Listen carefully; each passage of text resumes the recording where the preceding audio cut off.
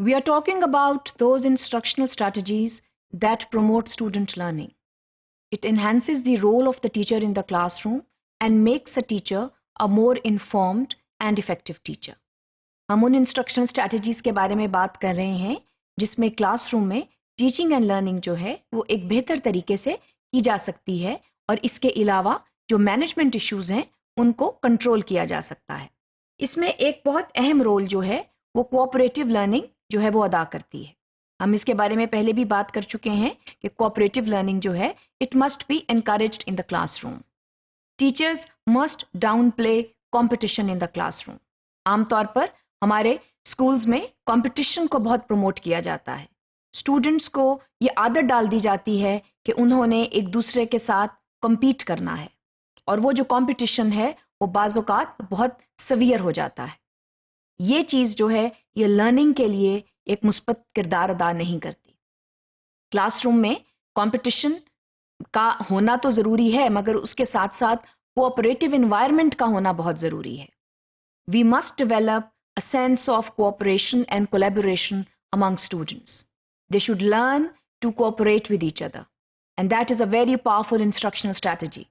اگر آپ اس کو اپنے لیسن پلان کا حصہ بنا لیتے ہیں تو یہ بہت ضروری ہے کہ اسٹوڈنٹس جو ہیں ان کو یہ بتایا جائے کہ کمپٹیشن کے ساتھ ساتھ کوآپریشن بے حد ضروری ہے اور کوآپریشن کے ذریعے جو ہے وہ بہتر لرننگ ہوتی ہے.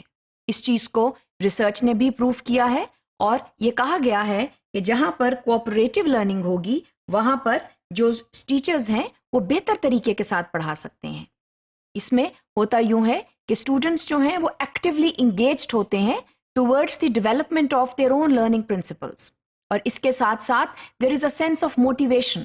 دیر is a sense of motivation in the class وچ لیڈس ٹو بیٹر لرننگ.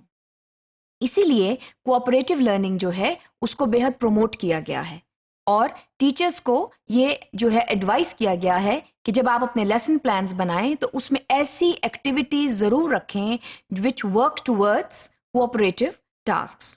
ہم جب ٹاسک بیسڈ لرننگ کی بات کرتے ہیں تو اس میں جو ہے وہ کوآپریٹو لرننگ آ جاتی ہے کہ جب آپ نے ایک ٹاسک کو کمپلیٹ کرنا ہے that task can not be completed unless all members of the group they cooperate with each other.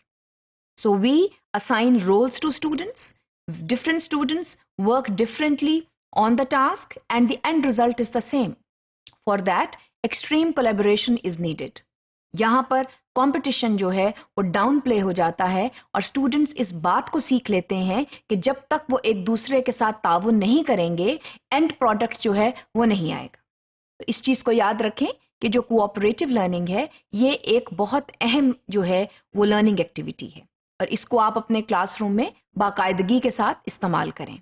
اس کے علاوہ ٹیچر کے لیے یہ بہت ضروری ہے جاننا کہ اس کے اسٹوڈنٹس کی اسٹرینگثs کیا ہیں, اس کے اسٹوڈنٹس کی ویکنیسز کیا ہیں, کیونکہ جب آپ کوئی لیسن پلان تشکیل دیتے ہیں تو آپ ان ضروریات کو سامنے رکھ کر اپنا لیسن پلان تشکیل دیتے ہیں. Please know your student strength. Student strength کو جاننا ایک استاد کے لیے بہت ضروری ہے اور اس چیز کو یاد رکھیں کہ جتنے طالب علم آپ کی کلاس میں بیٹھے ہیں ان کے سیکھنے کی صلاحیت جو ہے وہ مختلف ہے. کوئی اسٹوڈنٹس جو ہے وہ ویژولی زیادہ بہتر سیکھتا ہے, کوئی اسٹوڈنٹس جو ہے وہ آڈیٹری جو ہے وہ لسنر ہوتا ہے, وہ سننے سے زیادہ بہتر طریقے سے سیکھتا ہے اور اس کا اظہار جو ہے وہ ہاورڈ گارڈنر نے اپنی تھیری میں بھی کیا ہے.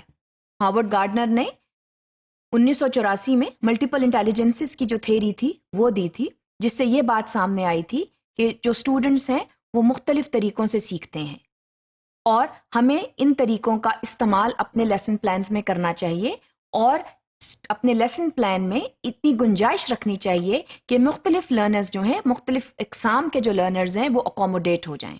ہم جب ملٹیپل انٹیلیجنسز کی بات کرتے ہیں تو ہم ان تمام انٹیلیجنسز کی بات کر رہے ہیں جس میں bodily kinaesthetic, interpersonal, verbal linguistic, logical mathematical, naturalistic, interpersonal, visual spatial, یہ تمام انٹیلیجنسز جو ہیں یہ بروئے کار لاتے ہوئے اسٹوڈنٹ سیکھتے ہیں. مگر یہ یاد رہے کہ ہر طالب علم میں یہ تمام انٹیلیجنسز نہیں ہوتی.